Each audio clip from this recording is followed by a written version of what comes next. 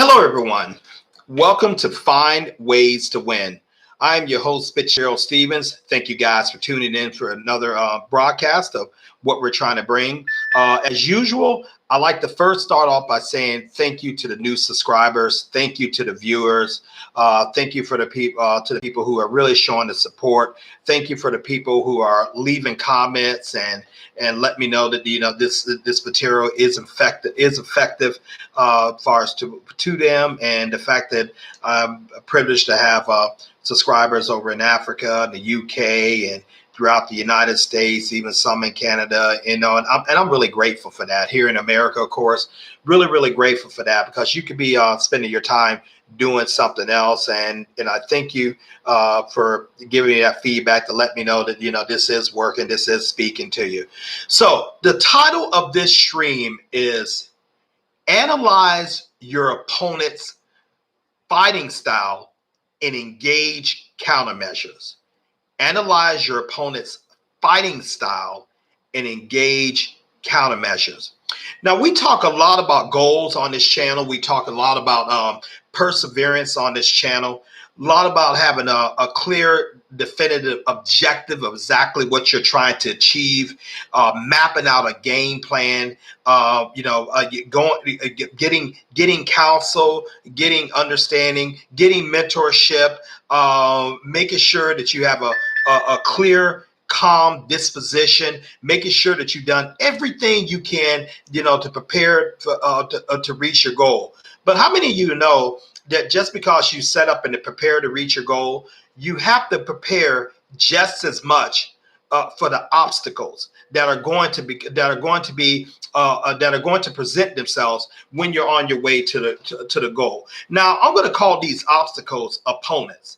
And an opponent comes in different degrees. Opponent is someone who fights against, someone who opposes, someone who is trying to stop you from achieving your goal, because that's the way they achieve their goal.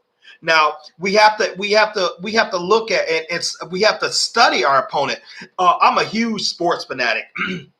love practically almost all kinds of sports, in particular football, baseball, among other things, basketball. But when we look at sports, and we start to see certain things over with a certain player, he or she has certain tendencies, and this tendency may cause them to dominate. Maybe they have this unstoppable shot, or maybe they have this unstoppable cut that when they run on the field, they're able to avoid opponents. Maybe they have this unstoppable combination in boxing. But whatever it is, it gives them an edge, and they are literally able to dominate someone who is not prepared for that.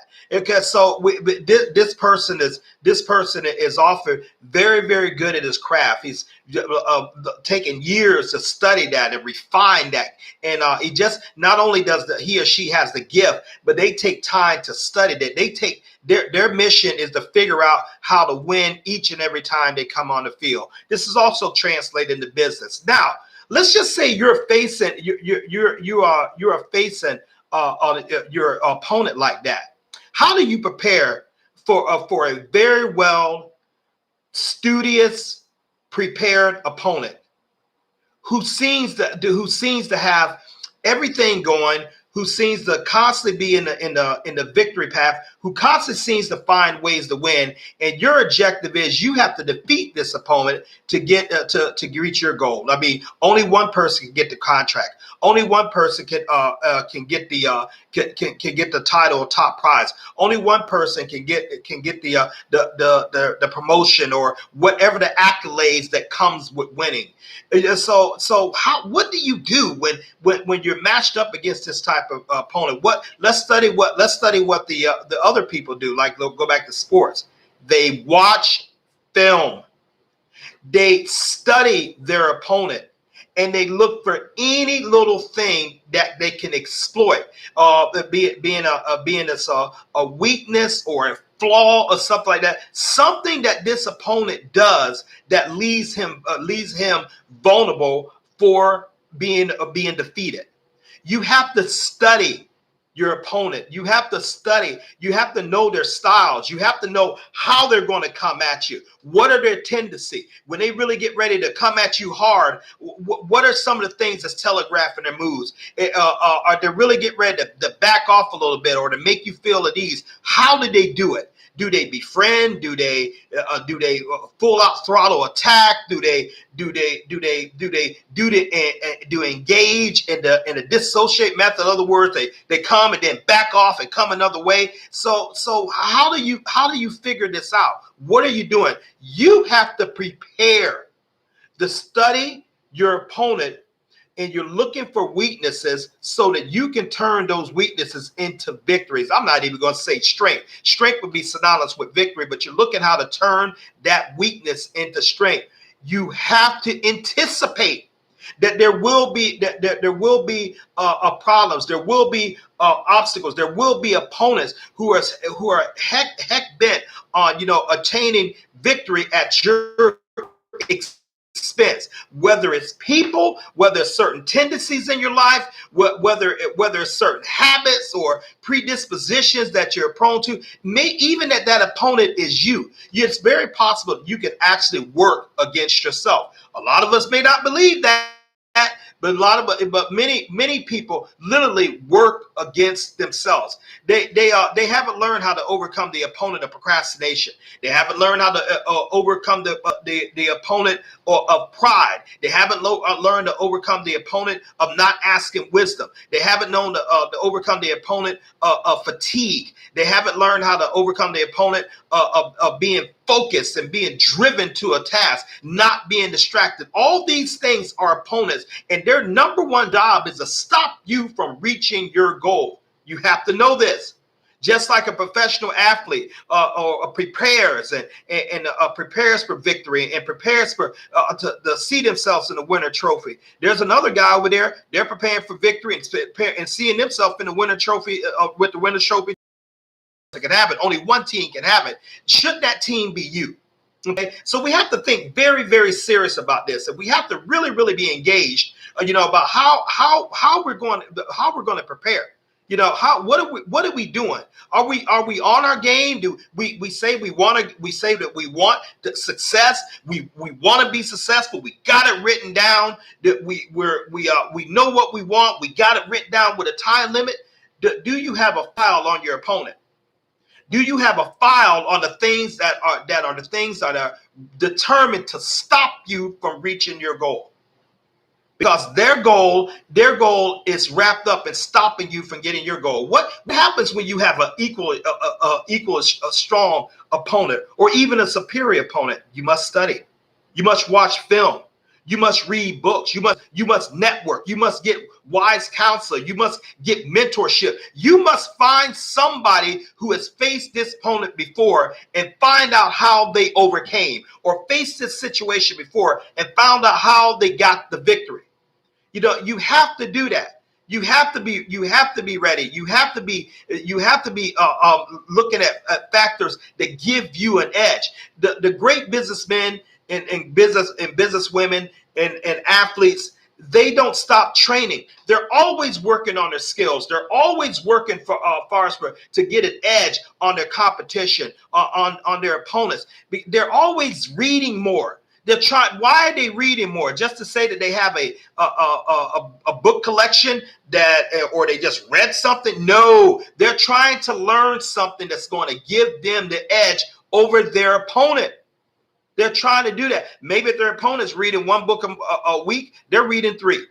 Maybe if their opponent is sleeping in 8 hours a day, they're using 5 hours a day.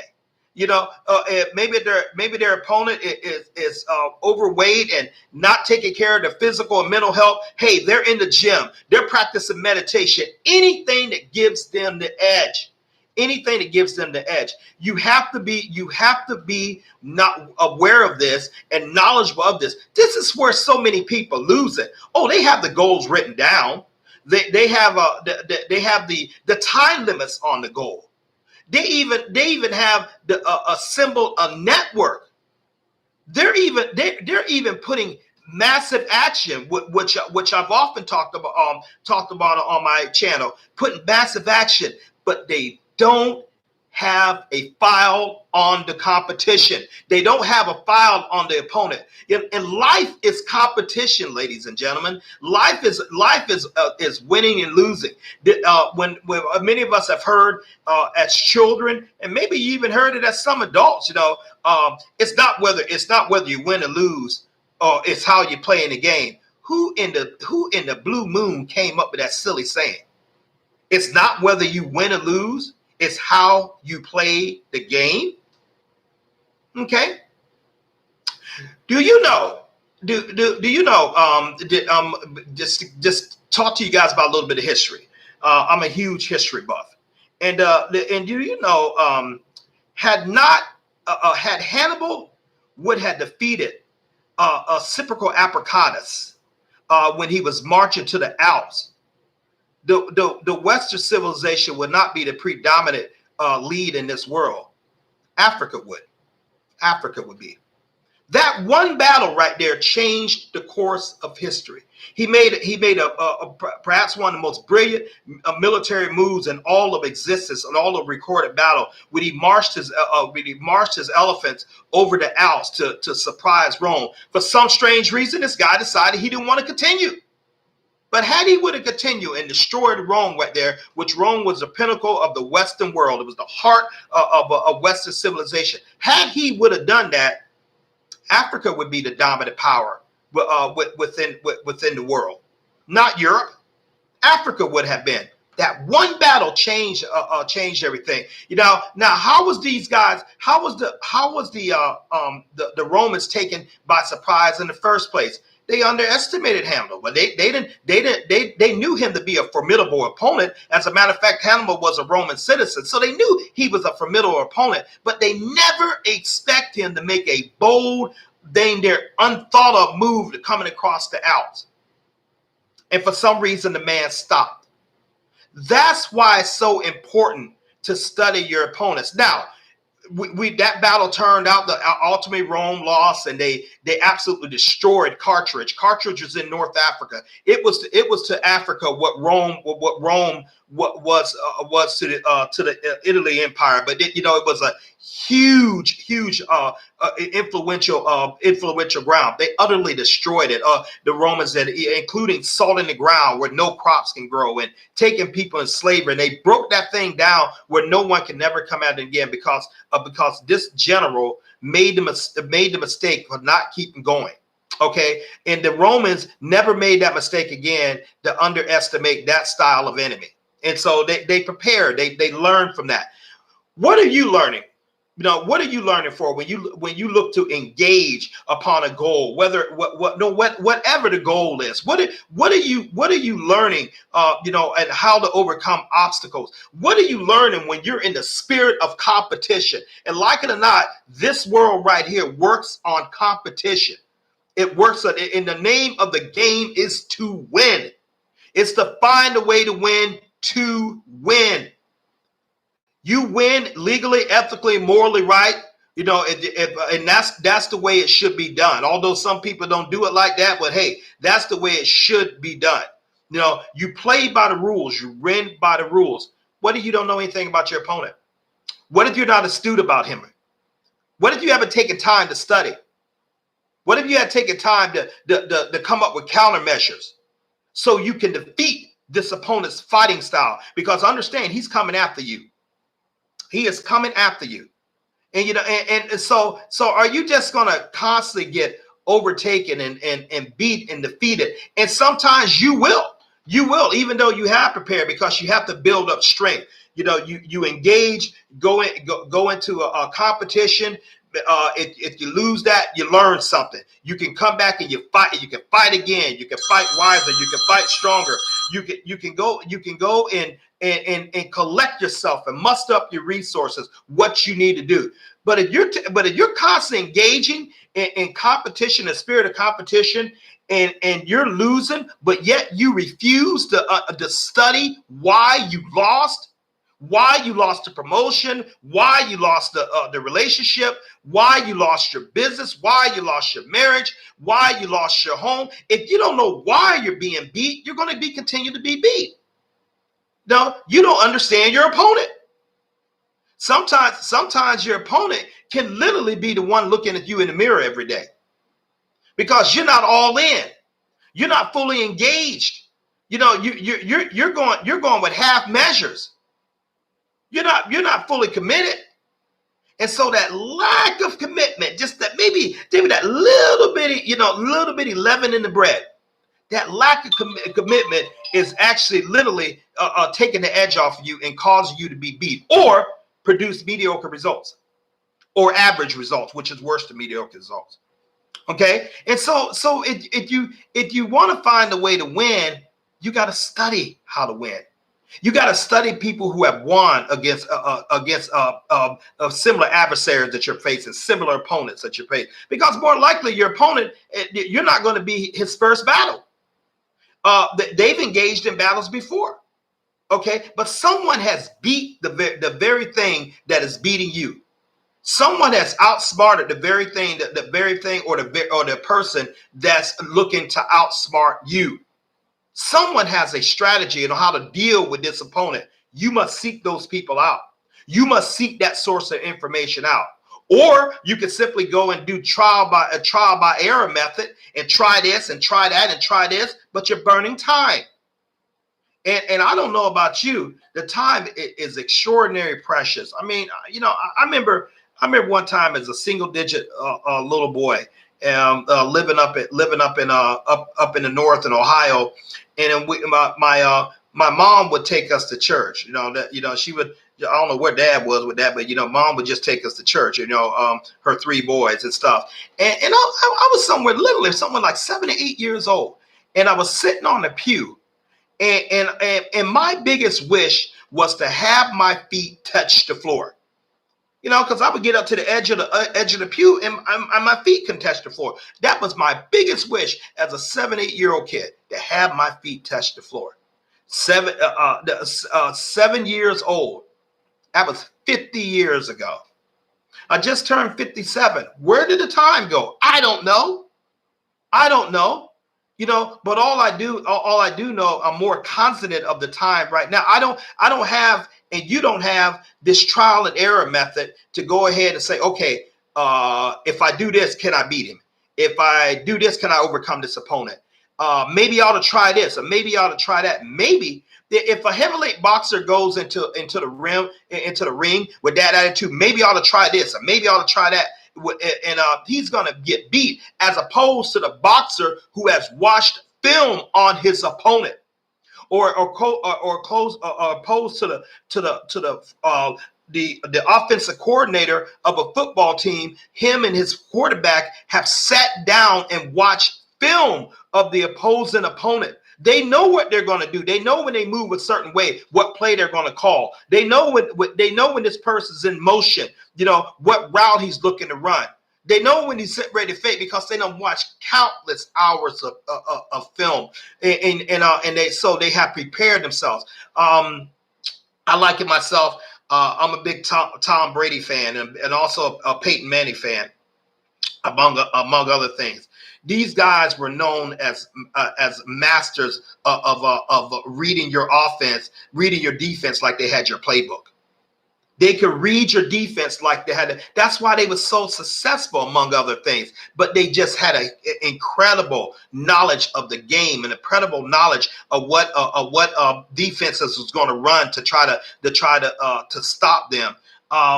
Very rarely could they do it. Very rarely could they do it. Yes, they had the offensive line, but yes, they had the knowledge and understanding of that. They understood their opponent's thinking. You have to understand your opponent's thinking.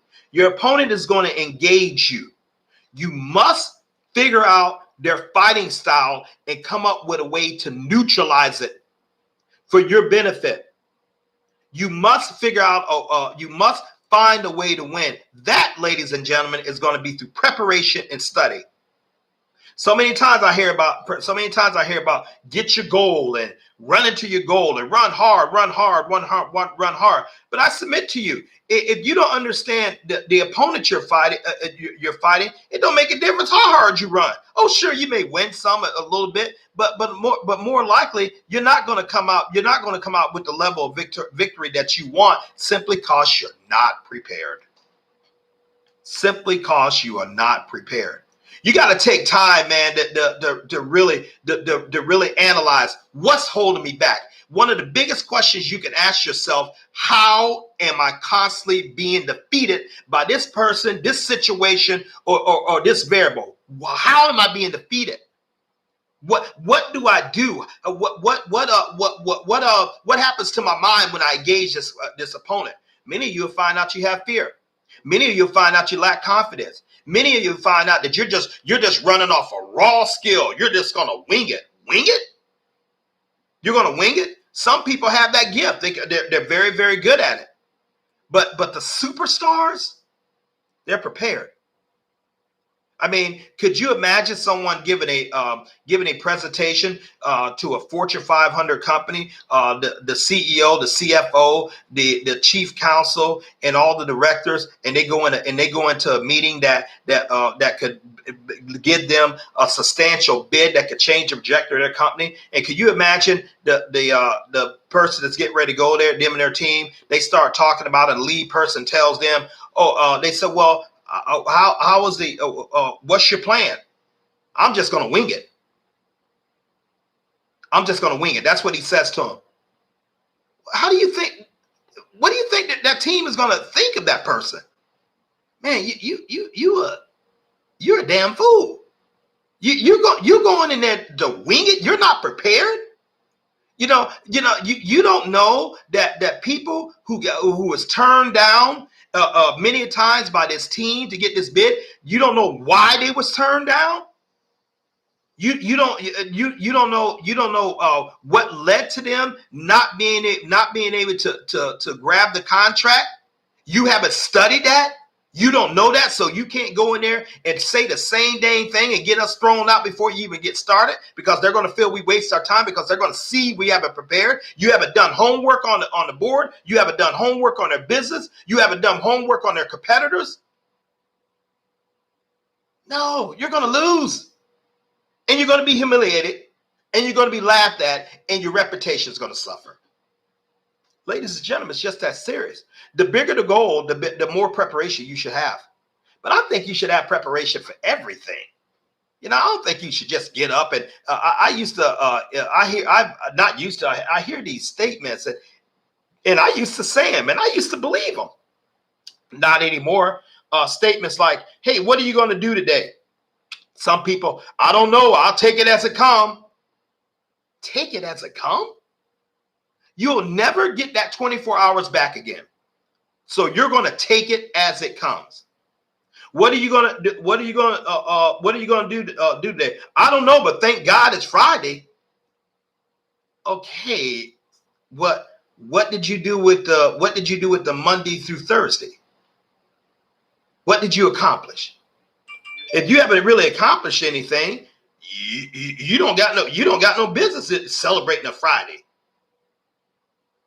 Well, I don't know. They're talking about this downsizing and they're laying these employees off and they're getting rid of this division. Do you ever think to ask yourself, okay, how do I stop this from coming to me? What are they looking for that I can give so I can protect my livelihood? Because if I don't, my family's dependent upon me, and if I lose this, it's going to cause disruption in my house.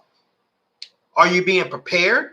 Or are you just waiting till calamity is on you? Then you're just going to try to put the fire out while you're on fire, like many people do. Man, you have got to analyze your opponents.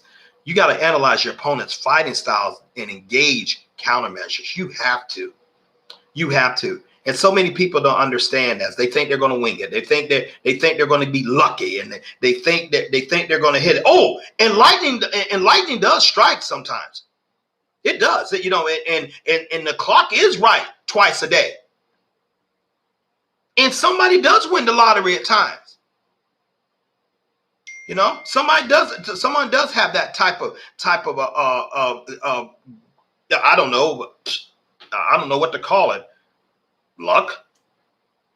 But I found out the more I'm prepared, the harder I work, the more I expect to win, the more I know what could possibly stop me, the luckier I get. In my observation of looking at myself and really applying this lesson to me, I find that the only enemy I have is me. No one can stop my success but me. Once my mind is locked on achieving something, I'm generally going to fight to get it. Once my mind is locked. Now, if I allow procrastination, if I allow watching too much television, which I don't own one, I haven't owned a TV in about 15 years. If I learn frivolous conversation, that's going to make me ineffective. That is going to make me ineffective. If I don't work on my body and I don't have the energy that I need, I'm going to be unproductive. Sadly to say, I got the energy I need and the motivation I needed to get back engaged and working out at 57. I got it simply for a medical report. A lot of times people say, I don't know, I can't find a time. I can't find the time to go ahead and do that. I know I need to take care of my body. I know I need to start eating clean. I know I need to do right. And so my response to them right now is simply this: if you get the right medical report, I promise you'll change. I got a report like that. And I'm like, wait a minute. What good is it sitting on there working for all these goals? And I don't know how to overcome this opponent that's destroying my health. And let's analyze how did this opponent get a toehold? I did. I stopped managing my body. I stopped eating right like I used to. Things I just let myself just go any kind of way, and I got any kind of results. And so I fight to reserve that now, and I fight to play catch up, and I fight to get better to whatever have been in my physical health. Let's apply the thing with finances. What's going to be your opponent for building wealth? I'm talking residual wealth, ladies and gentlemen. Understand, when I talk wealth, I'm talking residual wealth. Wealth that's coming in for you, whether you're working for it or not. Wealth that keeps coming, mailbox money, as I like to call it. Cryptocurrency, rental income, laundromat income, parking lot income, royalties, the dividends, residuals. That's what I'm talking about, because I'm concerned about your time. And I'm concerned about you doing things on your terms. So, this is pretty much all I have to say right now. Hopefully this thing has been effective. I like to think all my videos are effective. I don't come on and just talk just to talk. I plan these out.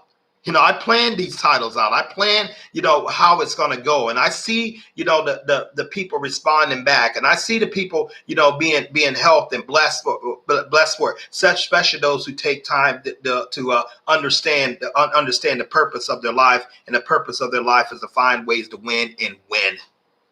So you have opponents, ladies and gentlemen. Some people could call them enemies, but you have opponents. And your opponents are hell-bent on trying to defeat you. You must know that. Therefore, your mission is to figure out how they are coming at you so you can defeat them. And you can go on with the business of living. But rest assured, once you get rid of that opponent, another one's going to rear his head. So this is a constant engaging game. This is a constant overcoming game. And the more you overcome, the stronger you are when you face the next opponent, because now you build experience. I'd like to ask you guys to hit that like, share, and subscribe button. Once again, I thank you guys for the subscribers. I think for the new subscribers, please give me some feedback and leave your comments. Man, I take time to read them. Sometimes I'll just go through my videos and see if a comment has been placed there. It's getting a little tough now because I got so many videos right now, and I'll keep making more. So I have to look at them and things like that. But I will try my best to get back to each and every one, the person who has reached out to me. Appreciate you guys. Once again, have a very, very good evening. Thank you for tuning in to Find Ways to Win here with Fitzgerald Stephens. And we appreciate you guys so much. Have an awesome evening.